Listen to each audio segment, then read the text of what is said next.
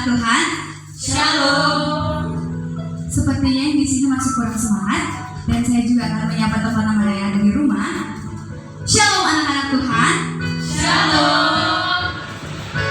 Sungguh sukacita yang luar biasa kita dapat melaksanakan kebaktian kita pada hari ini. Sebagai anak Allah, sudah selayaknya kita menyampaikan syukur dan terima kasih kita atas kemurahan Allah di dalam hidup kita, baik melalui doa, pujian, maupun penyembahan kita. Saat ini, mari kita nyatakan kegirangan kita di hadapan Allah. Kita nyanyikan pujian kita, Ku Terima Janji Allah.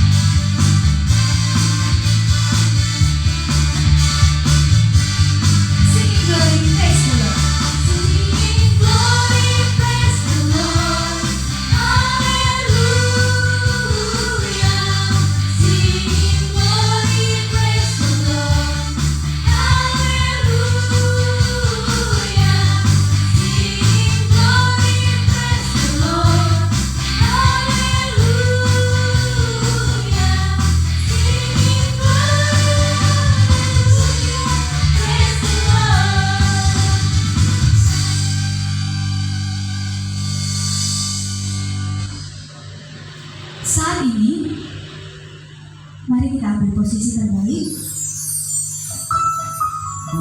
Kita akan melakukan saat teduh. Saat teduh dimulai.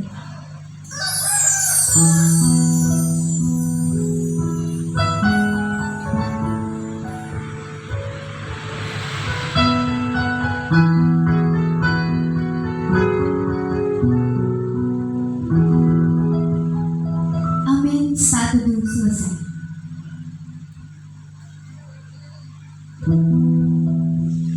Selamat datang di kebaktian pertama Fakultas Ilmu Pendidikan tahun 2021 dengan tema Relationship with God yang akan dilayani oleh Kak Desmianti Tampubon. Untuk memulai ibadah kita pada hari ini, mari kita siapkan hati kita. Kita siapkan pikiran kita bersatu di dalam doa.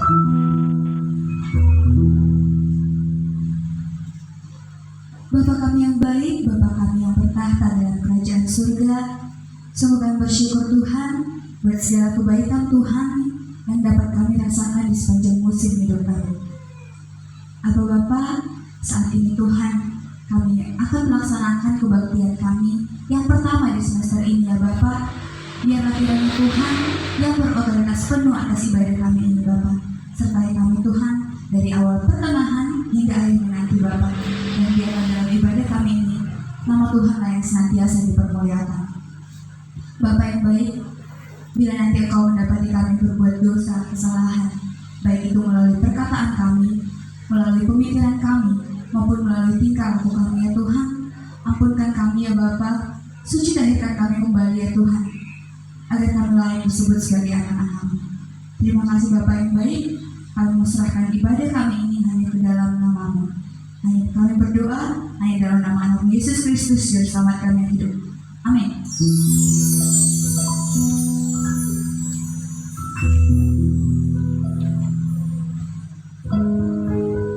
Dekat dengan Allah adalah kerinduan kita. Bukan supaya, tetapi karena Allah telah terlebih dahulu mengasihi kita. Sebagai pencipta dan ciptaannya, sebagai bapa terhadap anaknya, dan sebagai sahabat, hubungan kita dengan Allah bukan lagi hanya sekedar kata. Saat ini, mari kita nyatakan penyembahan kita di hadapan Allah. Kita bernyanyi, Kau yang terindah.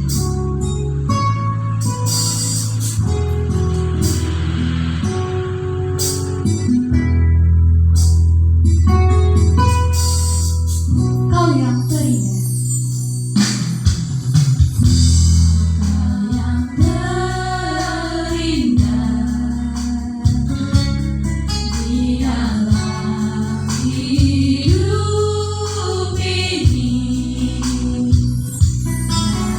Allah Tuhan yang seperti Engkau, besar perkasa, penuh kemuliaan.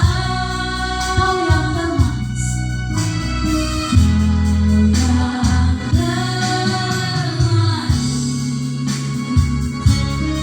Di dalam hidup ini, Engkau lebih dari segalanya. Besar kasih setiamu kepadaku. Sembah Kau ya Allah. Sembah ya Allahku. Tinggikan namamu selalu. Tiada runtuh dan berteduh. Menyembah Yesus Tuhan Rajaku. Sembah Kau ya Allahku. Ya Allahku, ku tinggikan namamu selalu. Tiada indah tak menyatu. Engkaulah Yesus Tuhan Rajaku.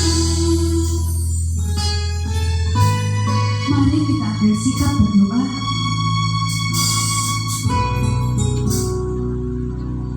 Mari kita sampaikan syukur kita buat penyertaan Allah di dalam hidup kita.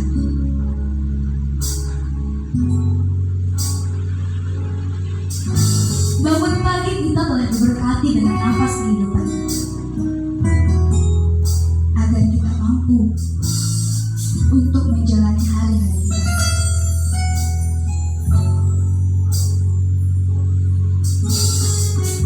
Mari kita bersyukur bila dalam 24 jam dalam sehari kita masih menyediakan waktu kita untuk Tuhan.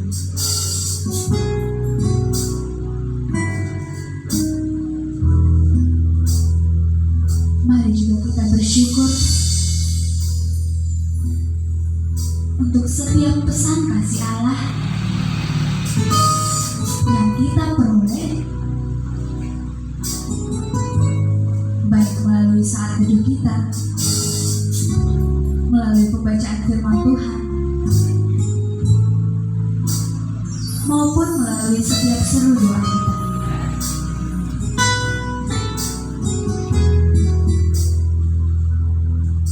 Mari kita bersyukur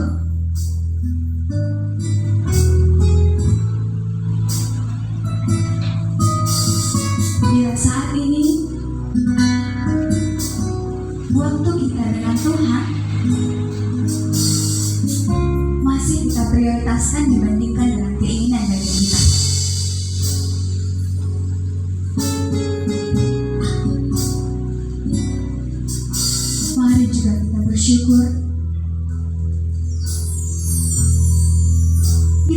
pandemi yang sedang terjadi, di tengah kesibukan pekerjaan atau bahkan aktivitas kita masih mengingat waktu untuk bersekutu dengan Tuhan.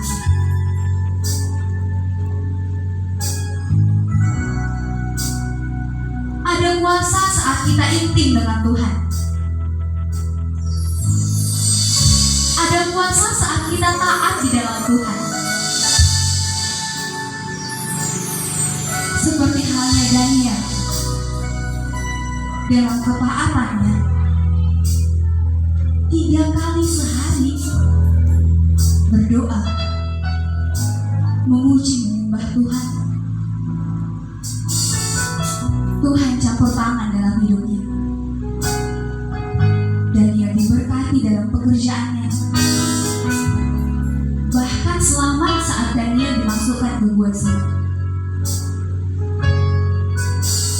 Hal itu bukan hanya berlaku untuk Daniel, tetapi juga untuk kita. Mari kita nyatakan kembali penyembahan kita di hadapan Allah. Ku sembah Kau ya Allahku.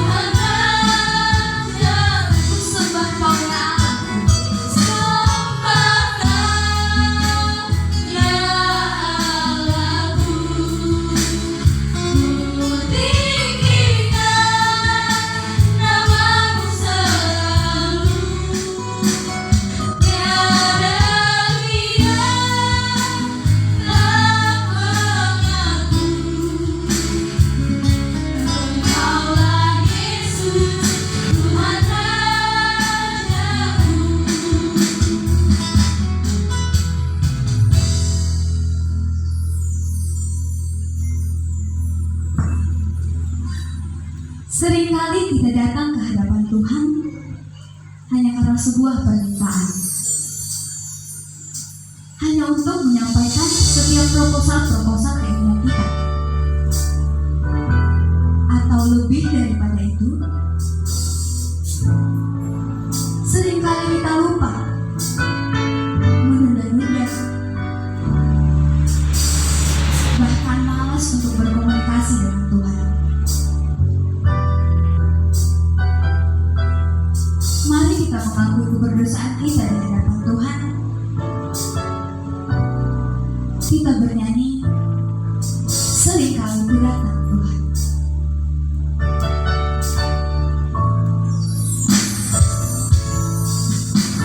Seringkali ku datang Tuhan, hanya karena sejuta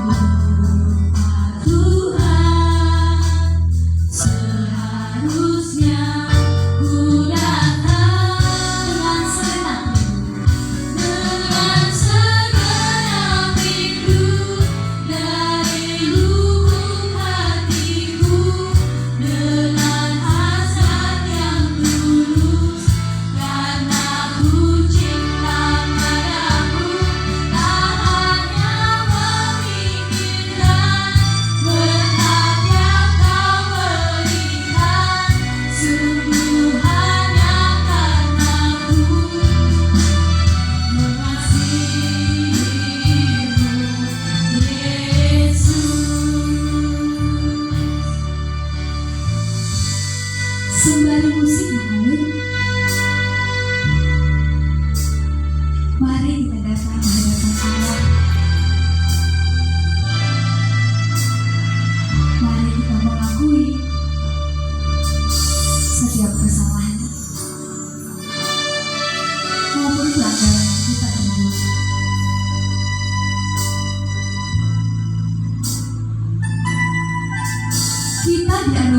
waktu 24 jam dalam sehari.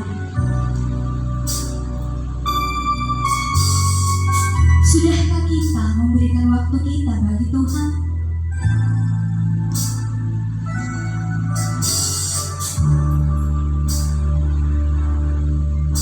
Tuhan tak menuntut kita untuk berjam-jam bersekutu dengannya. 15 menit, 10 menit, atau bahkan 5 menit saja. Asalkan kita nikmati, Tuhan pun akan disenangkan.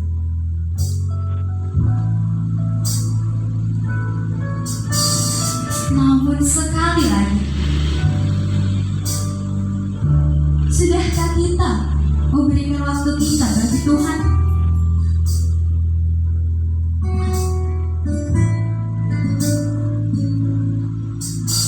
Mari kita ingat kembali, ketika kita bangun pagi, kegiatan apa yang selanjutnya kita lakukan?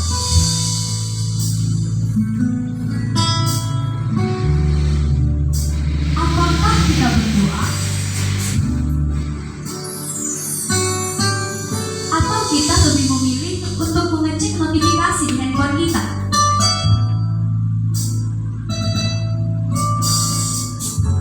Mari kita memohon ampun di hadapan Tuhan. Bila sampai saat ini kita masih kalah dengan keinginan hati kita,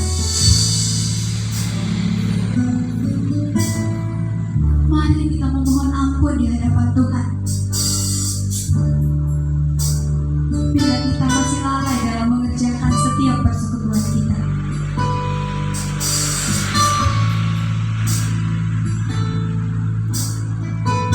mari kita ingat kembali,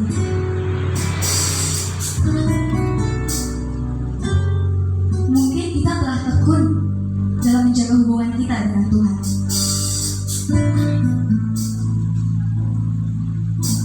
Namun, apakah kita menikmati setiap persekutuan yang kita lakukan?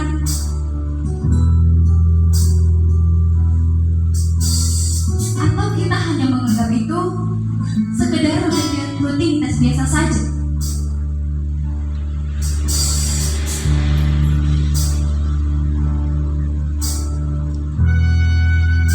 Mari kita memohon ampun di hadapan Tuhan. Sebab Dia adalah Allah yang berbelas kasih, juga Allah yang pengampun.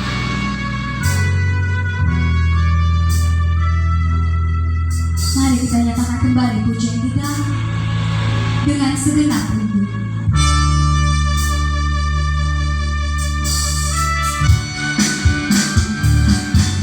Dengan segenap rindu dari lubuk hatiku, dengan hasrat yang tulus, karena ku cinta padamu, tak hanya memikirkan berkat yang kau berikan, sungguh hanya karena ku mengasihimu, Yesus.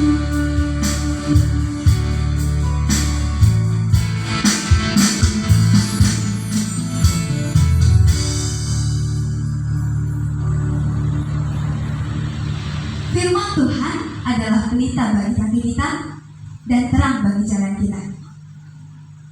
Saat ini, mari kita siapkan fokus kita untuk mendengarkan kebenaran firman Tuhan.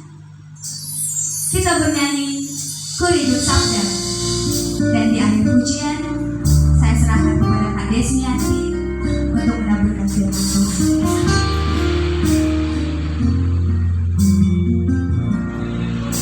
Koridor Sabda.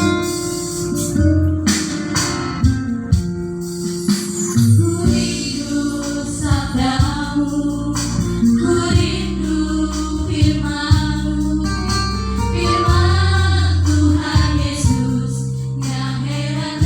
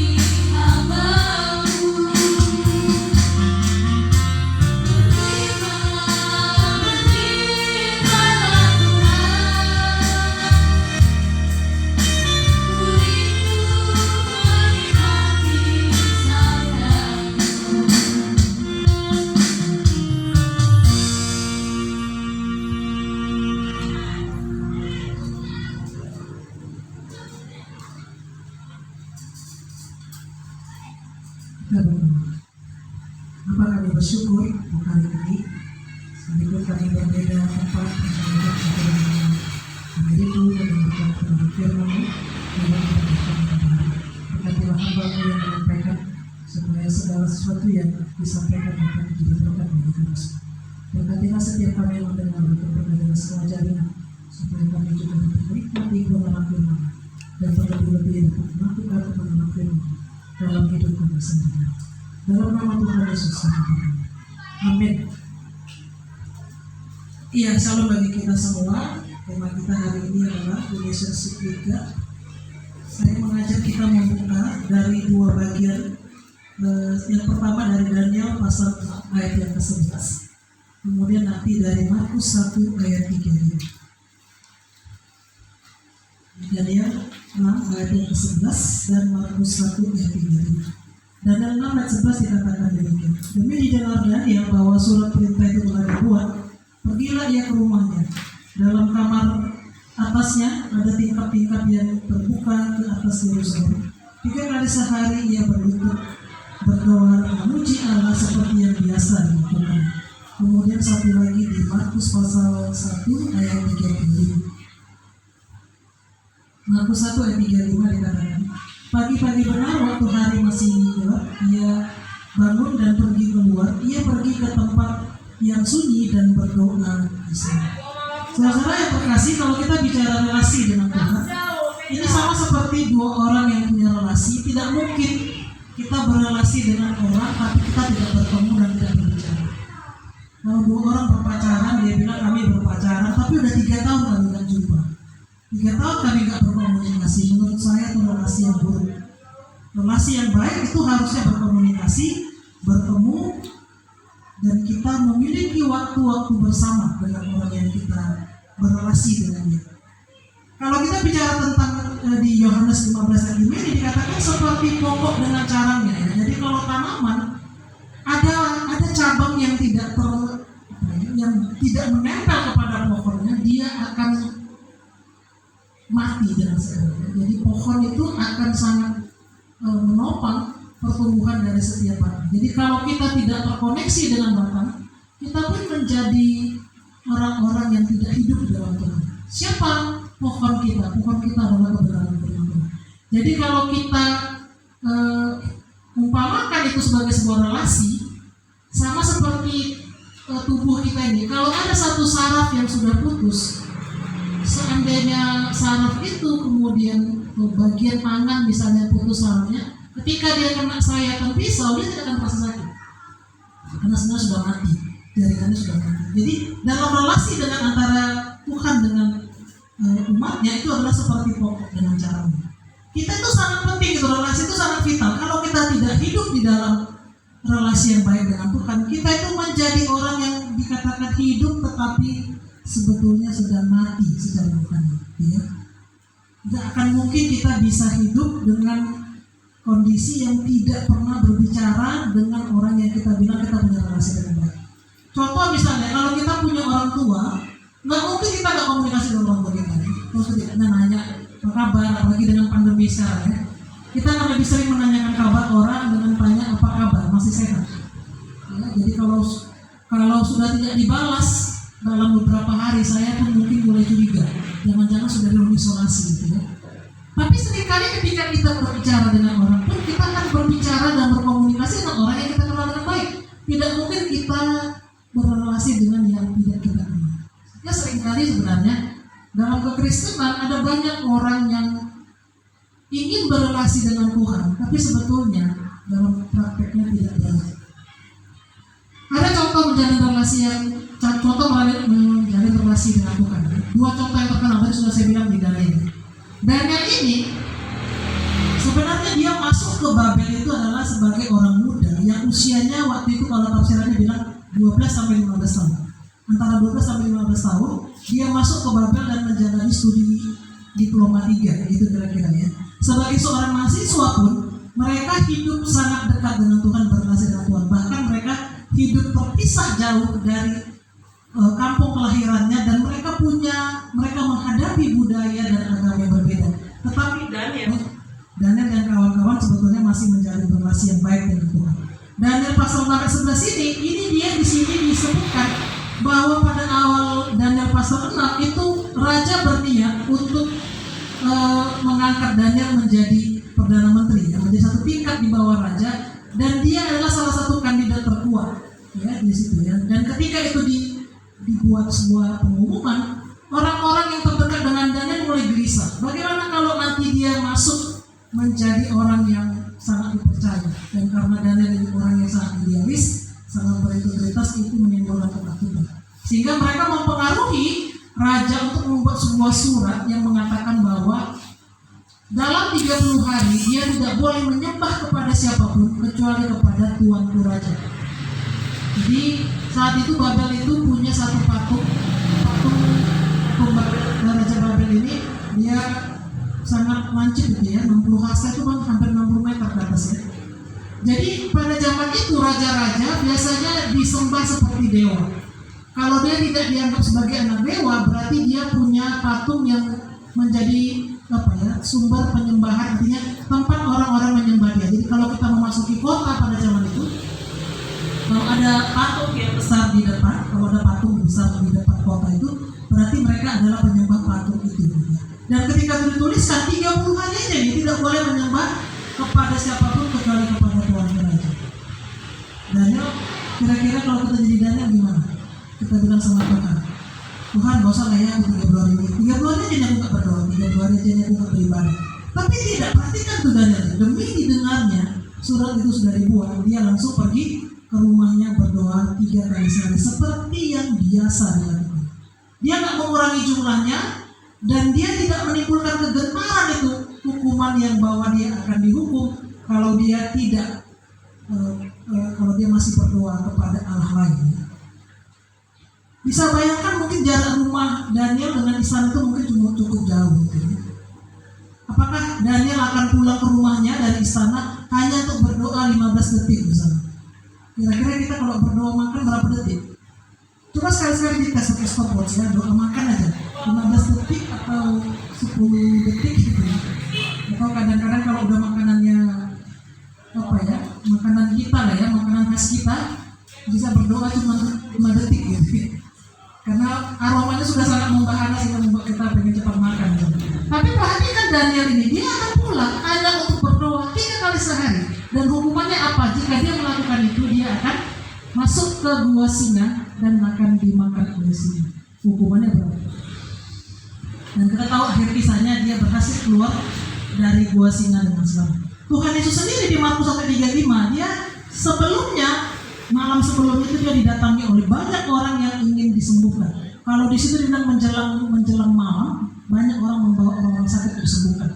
Dan Yesus di situ menyembuhkan mereka, mungkin sampai jauh malam dia, mungkin sampai tengah malam dia menyembuhkan orang-orang itu. Tetapi kemudian pagi-pagi benar besoknya dia pergi ke situ dan berdoa. Dan perhatikan ayat berikutnya, murid-murid menjumpai dia di sana. Kalimat di sana itu jelas sekali bahwa Yesus sudah biasa seperti dia. Jadi Yesus sendiri sudah biasa berdoa pagi-pagi benar. Tuhan sendiri berdoa pagi-pagi benar. Terus kita dengan pongahnya kita nggak mau berdoa. Jadi kelihatannya kita ini merasa tidak membutuhkan Tuhan kelihatannya gitu. Tuhan sendiri pergi berdoa pagi-pagi benar. Apa yang dilakukan Daniel? Dia berlutut, dia berdoa, dia bernyanyi memuji Allah. Jadi dalam doanya Daniel dia melakukan ini ya, berlutut berdoa itu simbol penyembahan pada saat itu ya. Jadi sekarang ini boleh juga kalau kita mau berdoa, berlutut berdoa, bernyanyi dan memuji Allah ya. Sekarang ini masa kini itu bisa dilakukan persekutuan kita itu dengan apa? Yang pertama itu saat teduh, itu saya terangkan di bawah ya. Membaca firman, merenungkannya dan melakukan pertama firman. Yang kedua berdoa dan membaca firman Tuhan. Kalau saya tanya berapa orang dari kita sudah membaca Alkitab dari Kejadian sampai Wahyu, jangan-jangan nggak ada yang angkat tangan gitu ya.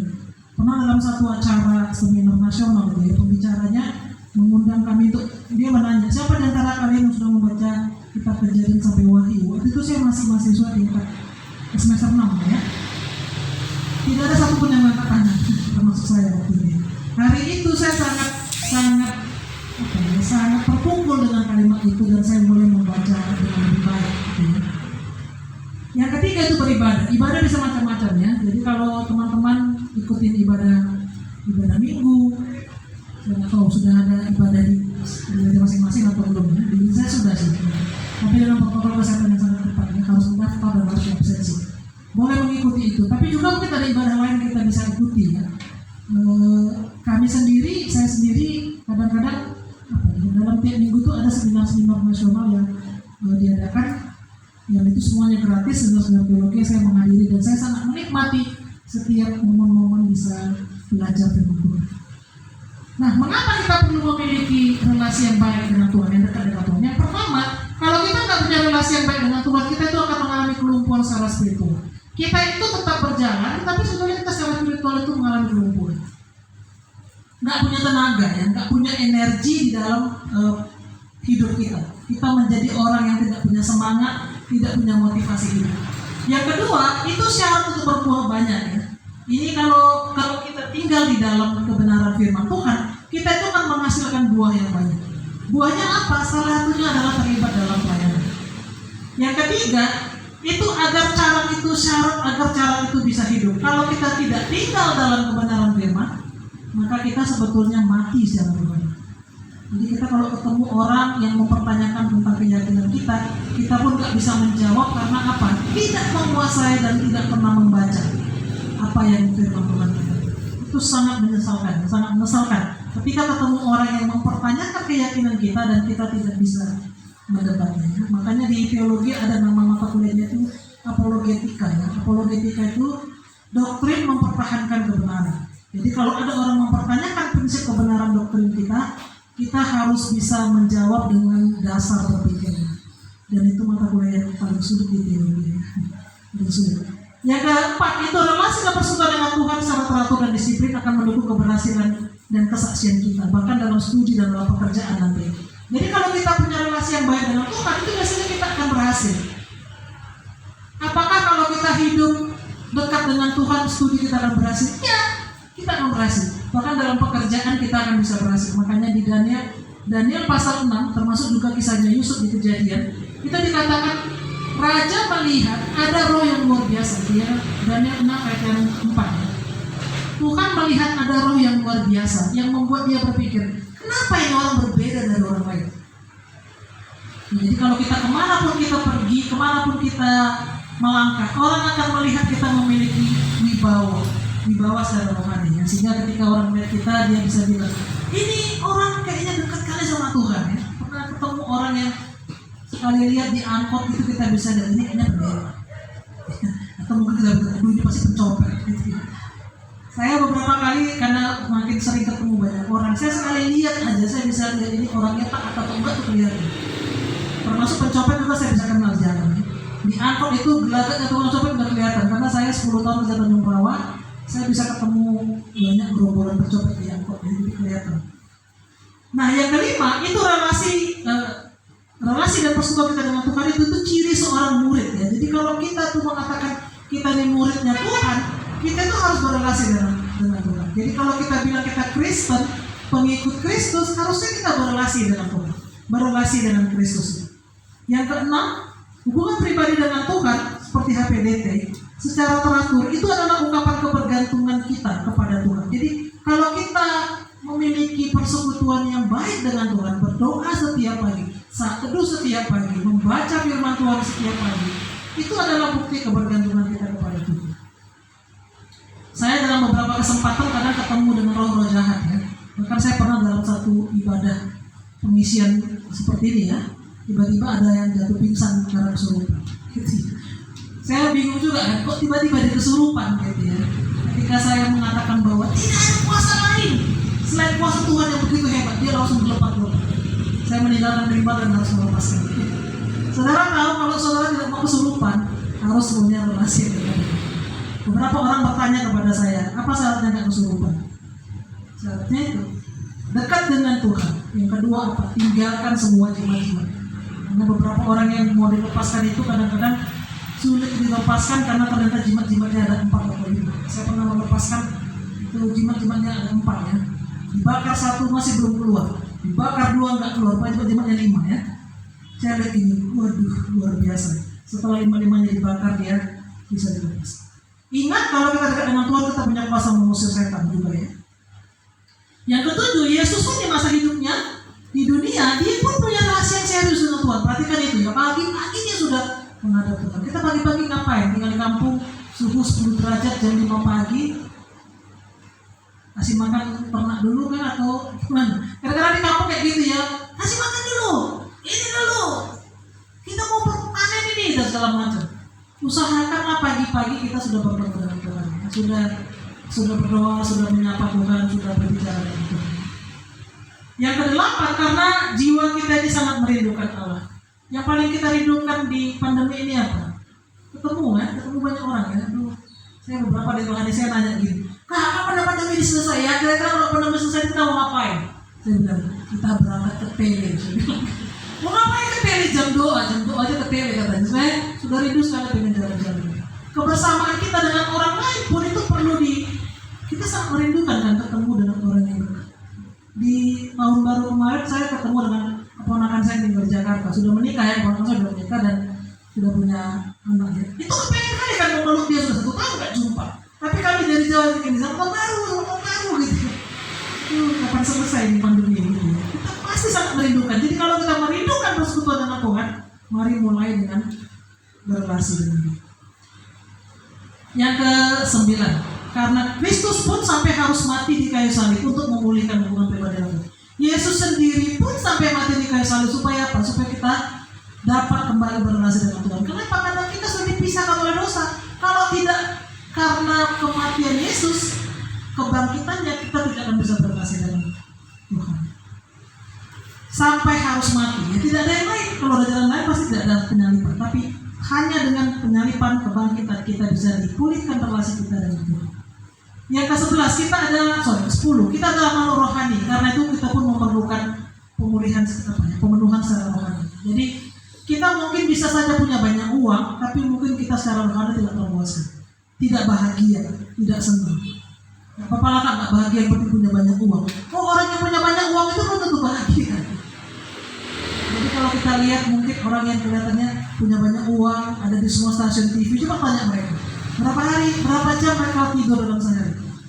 Beberapa dari mereka yang kalian warangi di TV, mungkin mereka tidur cuma 4 jam, 5 jam. Sementara kita, mungkin lebih lama kita tidur daripada bekerja sekarang karena pandemi ya. Saya harus bilang di masa pandemi ini tolong lebih produktif. Baca buku kan, kalau bisa lakukan yang lebih baik lah gitu ya. Buku sangat banyak, bahkan buku elektronik itu sangat banyak dipublish di Google, kita bisa lihat.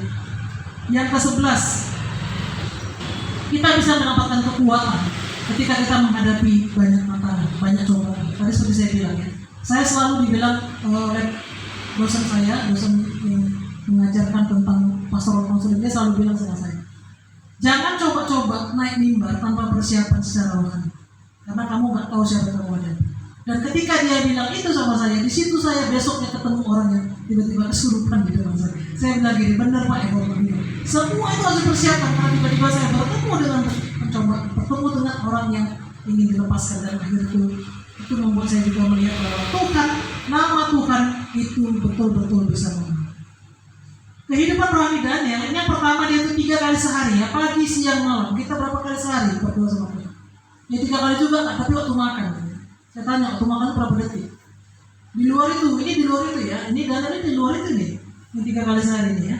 Yang biasa dilakukan ya, pagi-pagi kita berdoa, Tuhan terima kasih hari ini saya masih hidup. Sudah 1 tahun pandemi terjadi, seluruh keluarga saya belum ada yang kena. Nah, itu kan syukur ya, ucapan syukur yang luar biasa.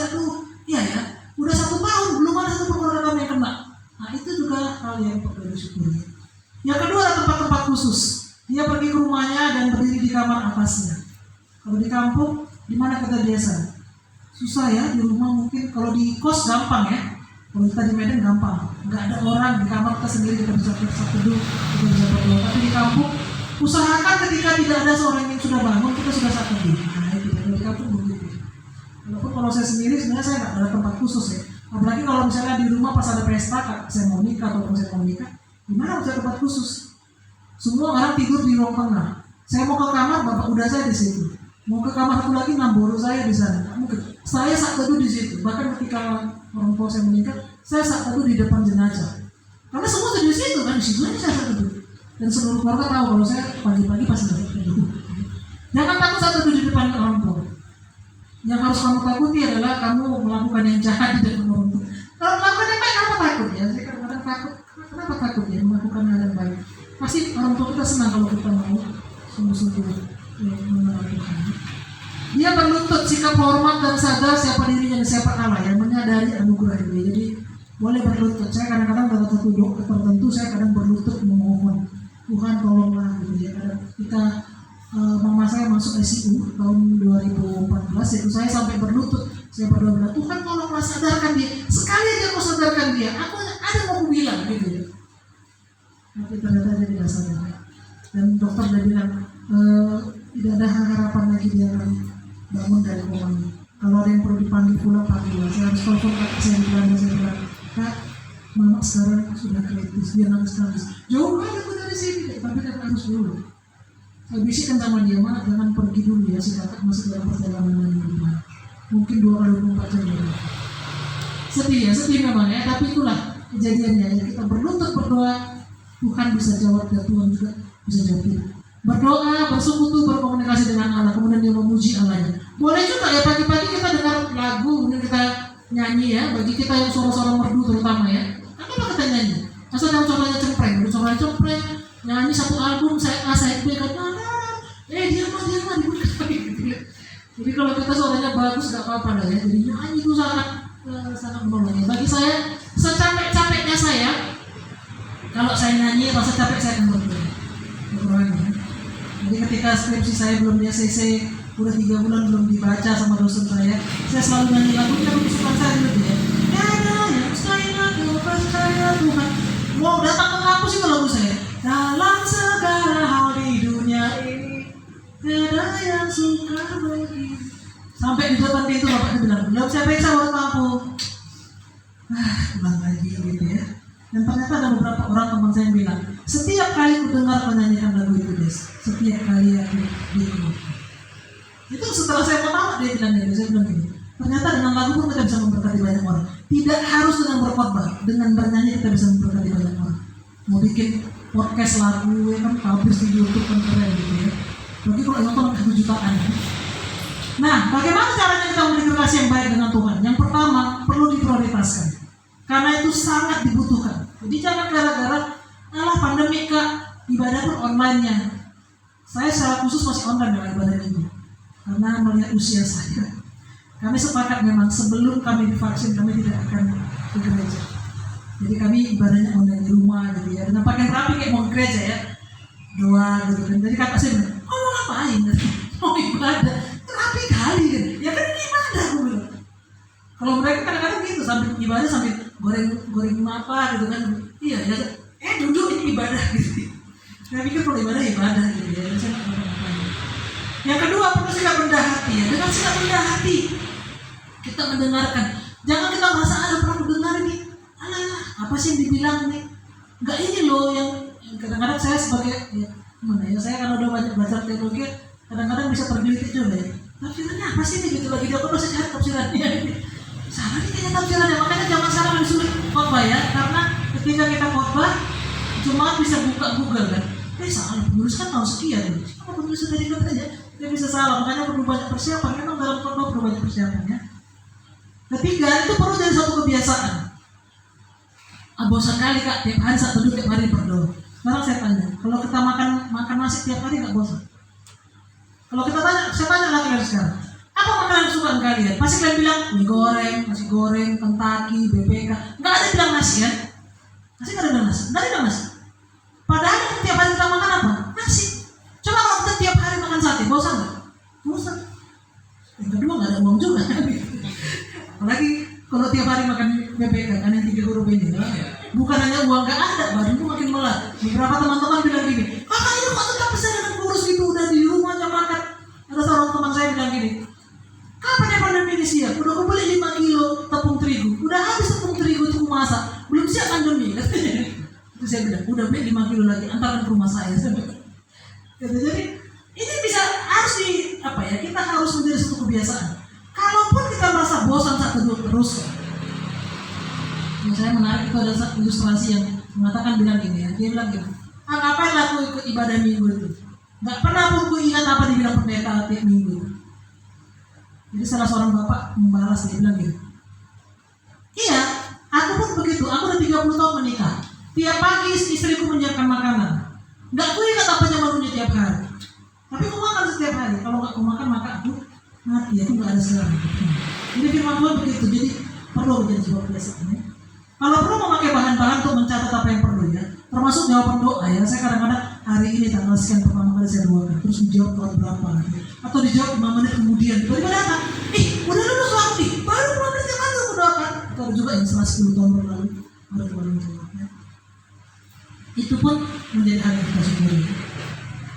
Komunitas persekutuan Kristen pun dapat menolong kita untuk berrelasi dengan Tuhan ya. Jadi kalau kita punya perkumpulan pemuda, kita pemuda gereja, ada persekutuan doa, kita bisa di sana dikuatkan, diingatkan untuk mulai berrelasi dengan Tuhan. Yang berikutnya, secara praktis bagaimana kita berrelasi dengan Tuhan? Yang pertama itu perlu teratur. Saat teduh bagi saya harusnya pagi. Kenapa? Karena kalau udah malam kita pun udah capek, kita nggak fokus. Kalau bisa pagi, jangan tiap hari beda waktunya. Hari ini pagi, besok jam 7, besok jam 11, besoknya jam 3 sore. Lebih baik pagi. Yang kedua, ada yang setiap saat. Doa juga setiap saat. Saya kadang-kadang dalam perjalanan atau di rumah ada saja orang yang minta didoakan ya. Bahkan beberapa kali ada teman-teman yang minta didoakan ketika keluarganya kena COVID. Pagi-pagi itu begitu bunyi WA, saya bingung, siapa ini gitu ya.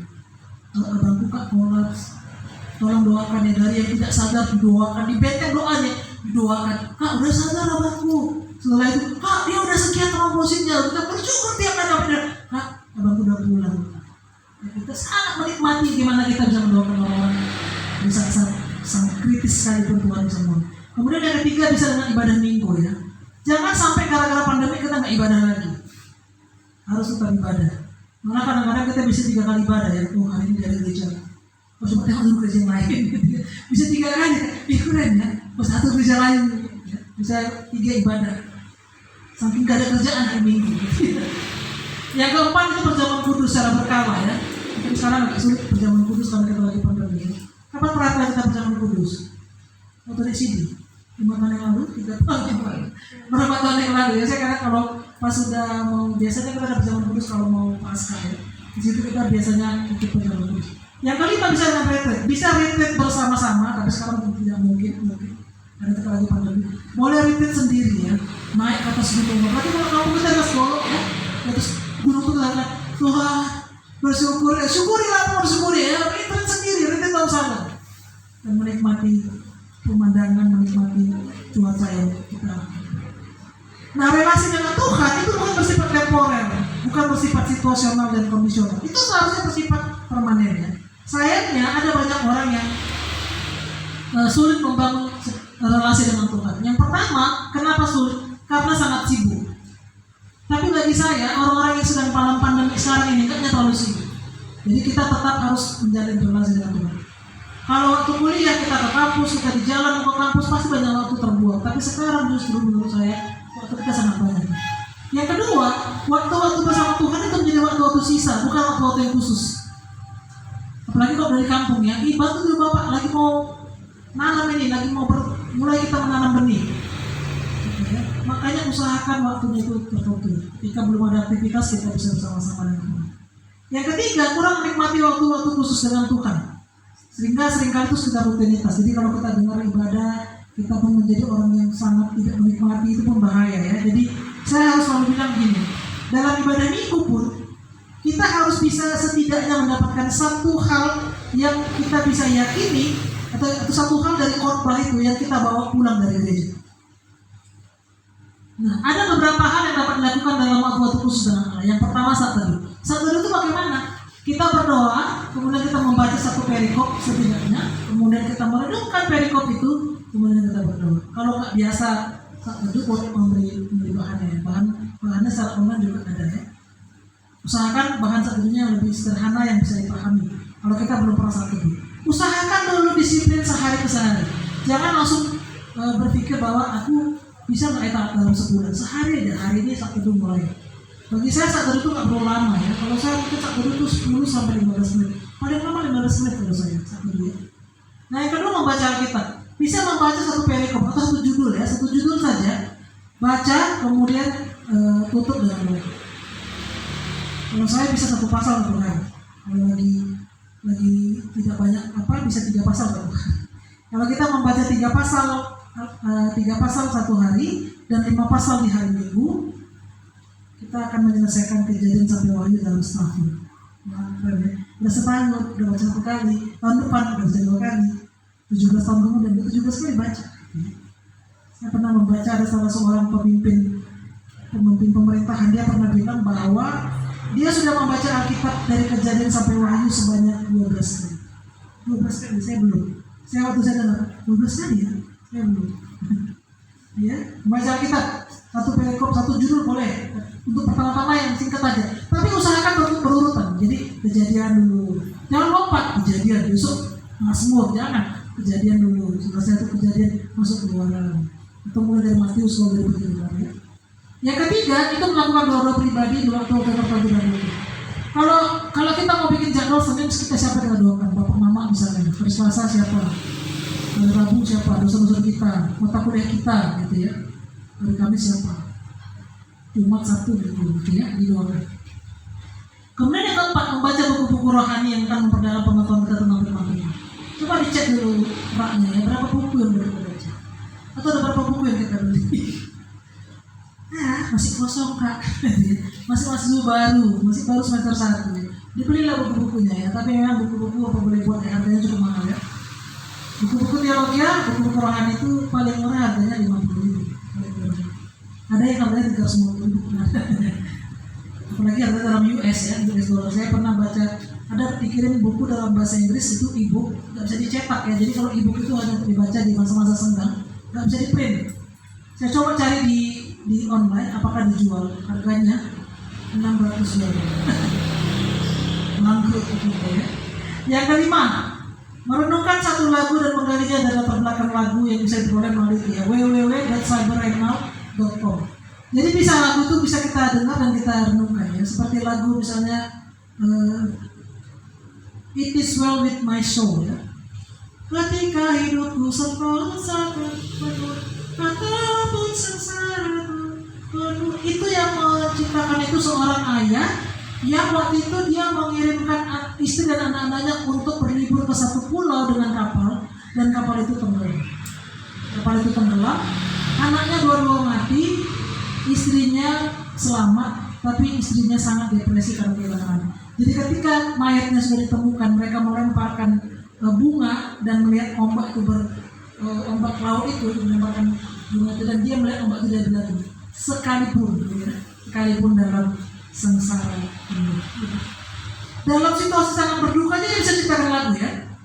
Kita dalam situasi senang pun nggak bisa ciptakan lagu. Atau ada nggak alumni yang bisa ciptakan lagu ya? Berapa alumni kami dari USU yang bisa ciptakan lagu ya? Ada juga satu lagu itu yang ku yakin saat kau bertindak gitu ya. Itu penulisnya pernah saya dengar, dia bilang gini, saya menuliskan lagu ini ketika saya waktu itu tidak yakin Tuhan itu peduli. Dan di akhir refleksi dia meyakini Tuhan itu peduli, dan itu dari tuliskan. Luar biasa ya lagunya, luar biasa sekali. Saya pikir setelah saya mendengar lagu itu baru saya sangat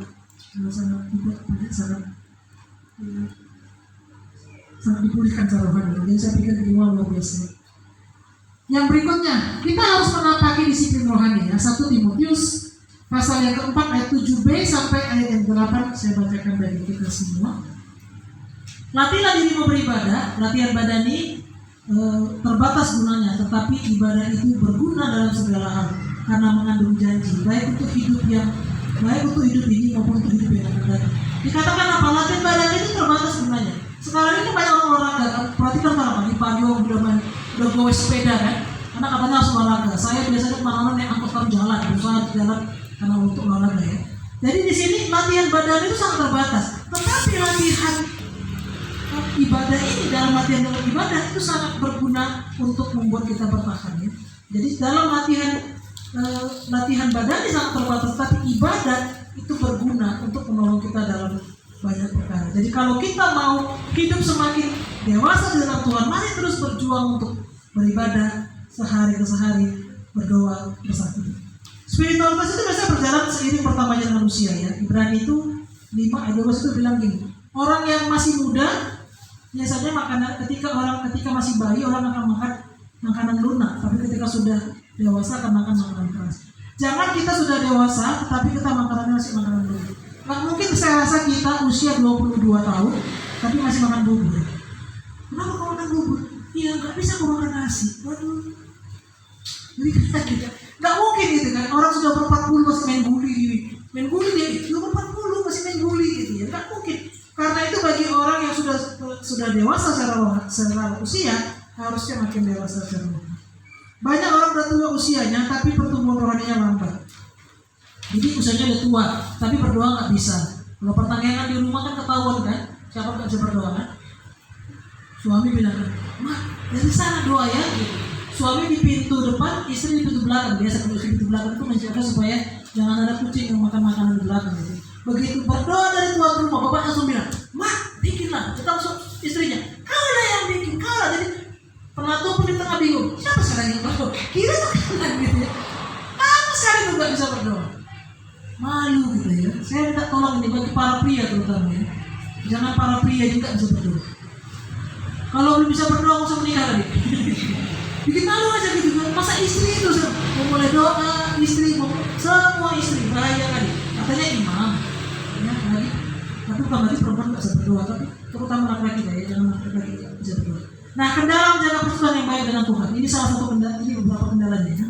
Yang pertama, terlalu sibuk untuk berdoa atau mendengar. Ya. Sibuk, ada saking sibuknya. Sibuk apa sih kadang-kadang? Kalau udah pandemi ini sibuk, nggak sibuk apa gitu? Nonton film Korea kan? Main game kan nggak ngerti. Apalagi game sekarang kan ada yang mabar ya, main bersama ya. Bisa satu dari Pohon, satu dari Medan, bisa join main kan? Coba, aku sibuk selesai gitu. Apa itu? Main game. Berjam-jam habis pakai data ya kan? Lama-lama handphone kita merusak jauh semua ya, tombolnya berlepasan. Jangan terlalu sibuk, lagi nggak perlu ya. Yang kedua, terlalu terburu-buru ya. Pagi-pagi bangun terlambat, buru-buru baca kita, buru-buru berdoa. Usahakan bangun lebih pagi. Apalagi udah dingin kali di kampung mana mungkin kita atau lebih enak tidur di kampung. Saya kalau cuaca dingin tak sedang tidur lama ya, karena dingin kali rasanya. Yang ketiga malas ya, ini malas ini nggak sudah obat itu sudah dipukul gitu. Malas sekali kak, aduh udah malas ini nggak tahu lagi bilangnya. Jangan malas itu harus dilawan. Termasuk malas belajar harus dilawan gitu ya. Malas sekali, malas harus dilawan. Kemudian ada dosa yang dituntaskan. Mazmur 32 dikatakan apa yang menjadi penghalang antara aku dan aku adalah segala dosa. Jadi kalau kita mau berdoa kepada Tuhan, lebih dulu mengaku dosa-dosa kita. Kemudian ada apa? Ketidakseimbangan hidup itu menjadi kendala kita. Apa ketidakseimbangan hidup kita itu? Yang pertama, tahu banyak tapi tidak pernah melakukannya. Iya, tahunya aku berdoa itu penting, tapi tidak pernah berdoa. Tahunya aku perlu kita baca firman, tapi tidak melakukan. Yang kedua, terlalu sibuk tapi kurang diisi. Kadang-kadang kalau kita dengan kesibukan kita nggak pernah membaca, kita nggak pernah belajar, kita akan menjadi orang yang sulit untuk bertumbuh ya. Jadi orang bilang, kenapa saya tidak bisa bertumbuh? Berapa buku sudah dibaca? Banyak. Wajar tidak bisa bertumbuh kalau tidak banyak diisi ya, harus banyak diisi. Kemudian yang ketiga itu ketidakseimbangan hidupnya itu adalah diisi terus tapi tidak melayani.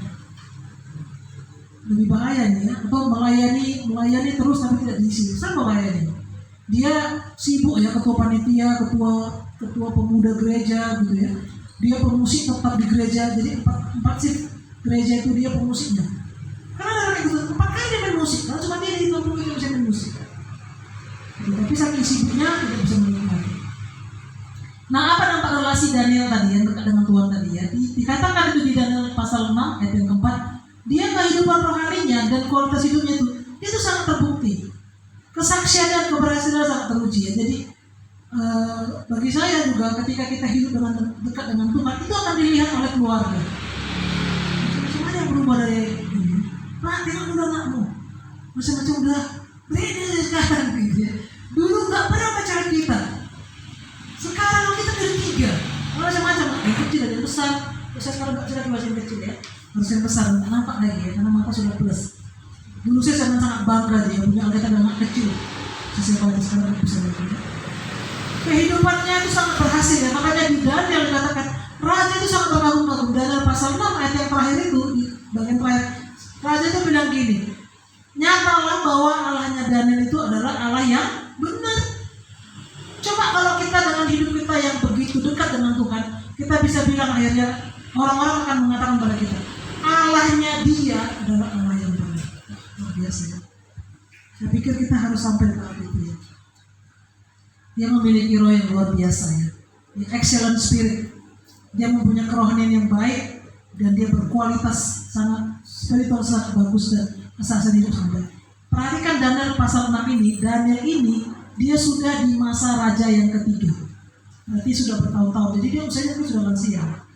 Jadi sudah raja berapa? Jadi dia sudah lansia dan dia tetap menjaga kedekatannya dengan Tuhan. Mulai dari dia masuk di Daniel pasal 1 sebagai mahasiswa di Babel sampai di pasal 6 yang terakhir. Kalau kita mau mempunyai relasi yang teratur dengan Tuhan, itu kita harus memiliki pola relasi yang teratur. Kan itu sangat penting kata mereka. Teratur, rutin itu sangat penting. Bosan kali tak satu dulu, bosan pun kerjakan. Supaya kita tetap dapat pelihara relasi kita dengan Tuhan. Tidak bisa ditukar waktu itu dengan kesibukan yang lain. Ya udahlah kak, tadi aku udah online-nya ibadah ini, gak usah lagi kosak teduh. Tak bisa digantikan oleh hal itu. Tadi aku udah khotbah kok, gak usah lagi kosak teduh. Itu tak tergantikan. Semua ibadah pribadi kita, perkutuan pribadi kita dengan Tuhan, tidak tergantikan oleh Tuhan. Yang ketiga, kreatifkanlah waktu kita dan belajar waktu setiap hari konsisten dalam menerapkannya. Tetapkan aja, misalnya pagi kita saat teduh, siap saat teduh 10 menit, doa pribadi 10 menit, selesai. Malam mungkin bisa Bible reading, baca firman, dan kita bisa berusahalah untuk melakukannya sedikit demi sedikit dan terus rutin. Artinya sedikit aja pun kita lakukan pembacaan Alkitab, tapi kita rutin melakukannya setiap hari. Saya pikir itu sebuah kemajuan. Lama-lama kita akan makin cepat membaca. Misalnya Matius 5 sampai Matius 7, kalau kita baca itu dengan tempo yang tidak terlalu cepat, itu nggak sampai 10 menit. Kalau kita baca, nggak sampai 10 menit. Gitu ya. Yang terakhir, nikmatilah relasi bersama dengan Tuhan. Bagi orang yang berrelasi dengan Tuhan, dia akan menikmati relasinya dengan Tuhan dan merasakan sangat sulit dan sangat tidak enak ketika tidak berrelasi dengan Tuhan. Lewat doa, lewat satu dulu, lewat kebenaran firman. Kita satukan nanti kita berdoa. Bapak, kami bersyukur untuk kebenaran firman. Biarlah kiranya Kau yang memakai kebenaran firman-Mu, memateraikan dalam hati kami, sehingga setiap kami pun dapat kembali belajar bagaimana kami harus berrelasi dengan Tuhan. Taat untuk terus dengar-dengaran dengan Tuhan, membaca firman-Mu, merenungkan dan melakukan dalam hidup kami.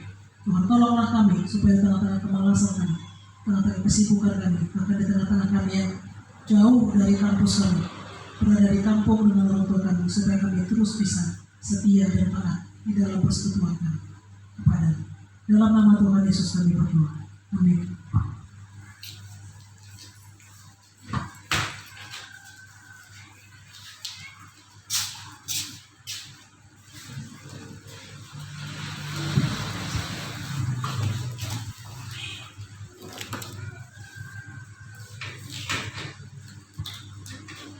Sungguh firman Tuhan yang luar biasa yang dapat kita dengar pada hari ini. Dan biarlah firman Tuhan yang kita dengar tadi dapat menyadarkan kita betapa pentingnya menjalin relasi dengan Tuhan.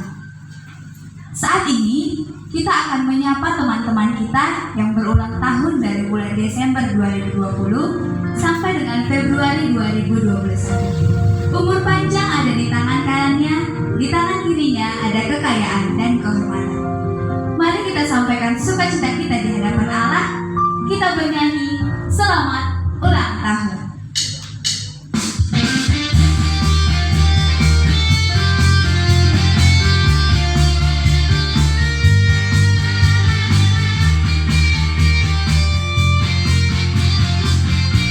Selamat ulang tahun. Selamat ulang tahun. Kami ucapkan padamu, semoga panjang umur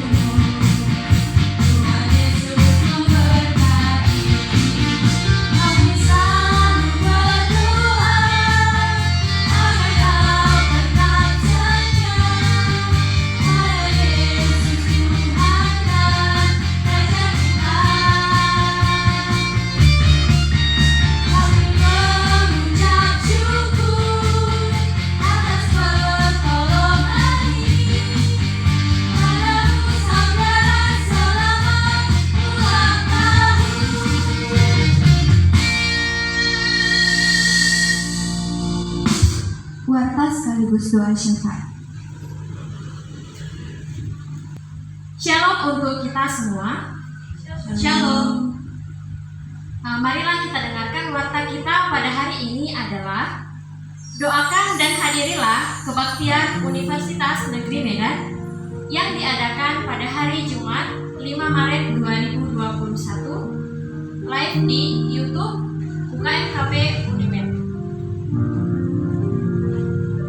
Kita akan berdoa syafaat. Untuk itu kita satukan hati kita bersatu di dalam doa.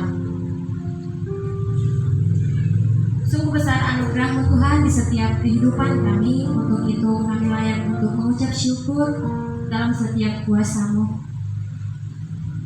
Terima kasih atas kesempatan yang Kau berikan bagi kami untuk berkumpul. Meskipun kami dalam jarak jauh, ya Tuhan, Engkau memberikan kami kesempatan mendengarkan firman Tuhan,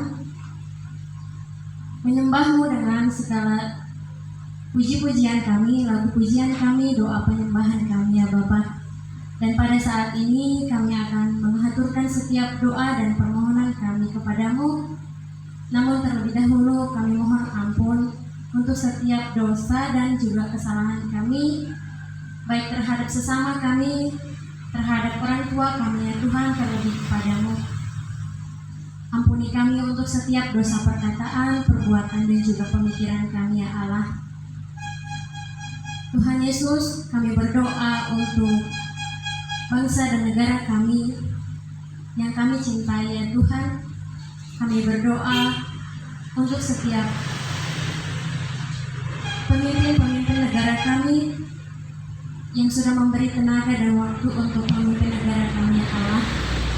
Semakin Engkau berkati mereka dengan kebijaksanaan, dengan kesabaran yang daripada Tuhan, di mana saat ini banyak kondisi yang harus mereka hadapi untuk menjadikan negara kami menjadi negara yang selalu sejahtera dan juga dalam keadaan baik-baik saja, karena banyak masalah yang sedang terjadi, ya Allah. Kami juga berdoa, ya Tuhan, untuk kondisi yang sedang sulit kami hadapi karena virus corona yang sedang marak di sekitar kami. Untuk itu Tuhan, kami mohon kepadamu, kiranya Engkau yang berkuasa memulihkan negara kami, memulihkan keadaan kami, ya Tuhan, karena kami sangat rindu untuk kembali ke situasi yang awal yang pernah kami hadapi, berkumpul bersama keluarga kami dengan waktu yang bebas dengan teman-teman kami, ya Tuhan. Kami juga berdoa untuk kampus kami, Universitas Negeri Medan, ya Allah. Engkau yang selalu memberkati, berkati para dosen, para staf yang ada di sana, yang bekerja untuk menjalankan setiap tugas mereka, dan juga tidak lupa untuk mahasiswa-mahasiswa.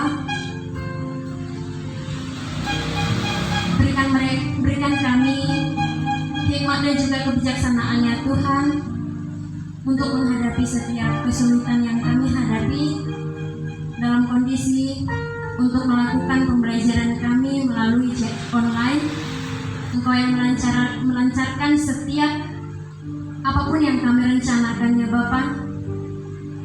Engkau yang mencukupkan setiap pribadi-pribadi yang membutuhkan Engkau.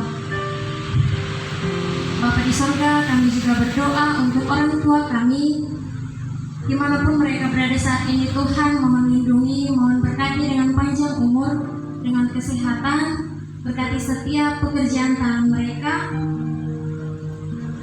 Engkau yang memberi rezeki, ya Tuhan, supaya kiranya kami boleh tercukupi untuk setiap kebutuhan kami. Dan tidak lupa juga kami berdoa untuk pembicara kami yang sudah memberikan waktu dan juga tenaga untuk membagikan firman-Mu.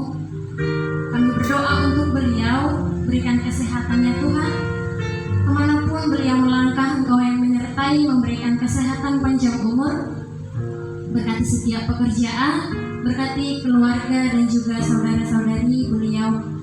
Bapa yang baik, kami berdoa untuk teman-teman kami sedang berulang tahun pada hari ini.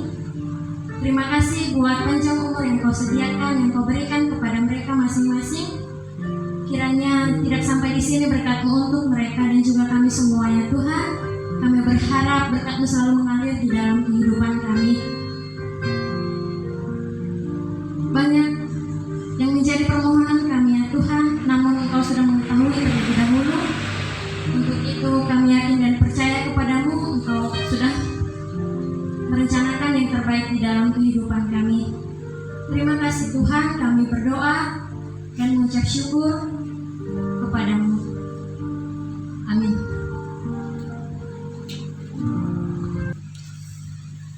Saat ini kita akan menyatakan komitmen kita di hadapan Allah.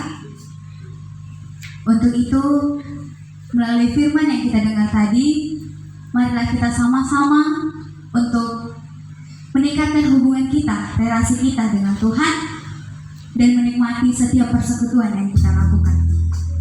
Sebab hanya dekat dengan Tuhan, ada ketenangan dan damai sejahtera dalam hidup kita.